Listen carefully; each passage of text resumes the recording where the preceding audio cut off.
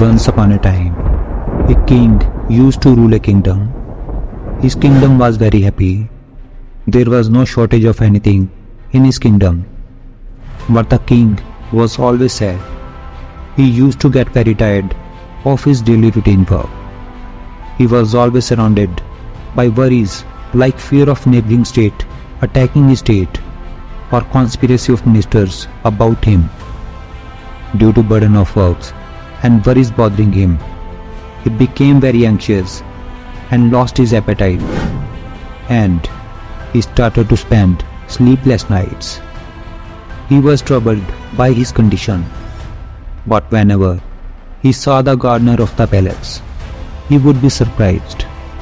After working hard for the whole day, the gardener would feel hungry.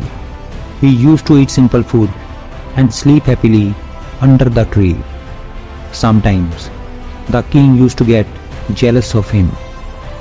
One day, when the king was sitting in his court, just then a monk came to his court. The king told his problem to the monk and asked for suggestions to solve it. After listening to the problem of the king, the monk said, "Well, king, the root cause of your worries is your workload. Why don't you make your son the king of this kingdom and take retirement? Then you can be very free." King said, "Sir, my son is only 5 years old. How will that innocent child manage the kingdom?" The monk said, "Well, if that is the case, then do one thing. You hand over the burden of your worries to me and make me the king of this kingdom." The king got ready and handed over his kingdom to the monk. After this, the monk asked, "What will you do now?" The king said, "I think I should do some business now." The monk said, "But how will you arrange money for that?" "No, the kingdom is mine. I also have the right over the treasury money." "Then I will get a job," the king replied. The monk said, "This is okay, but if you have to do a job, then why don't you do a job for me? I am a monk. I will stay in my hut only. You stay in this palace and manage this kingdom on my behalf." The king accepted the offer of the monk and started working for him.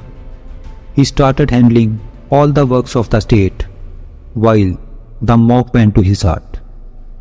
After a few days, the monk again came to the palace and met the king and asked, "So king, how do you feel now? Do you feel hungry now and get enough sleep?" The king looked very happy. He said, "Sir, I have regained my appetite and I sleep sound now. But one thing which I don't understand is that I am still doing the same things I used to do. So how come there is so much change?" The monk smiled and said, "King, earlier you had made work a burden for yourself and used to carry that burden on your mind all the time. But after handing over your kingdom to me, now you do all the work considering it as your duty.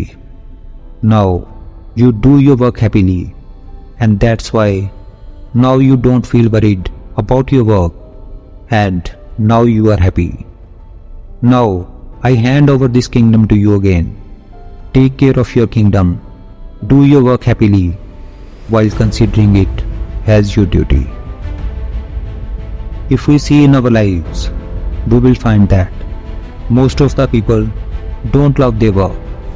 If you do not love your daily work, then it will become the reason for your unhappiness and you will find your work burdensome. But when you love your job, you will see it as a choice and something that you like to do rather than a burden on yourself. In our life, we spend most of our time doing work. Therefore, whether you are running a business or doing a job, enjoying your work plays a big part in having greater happiness in your life.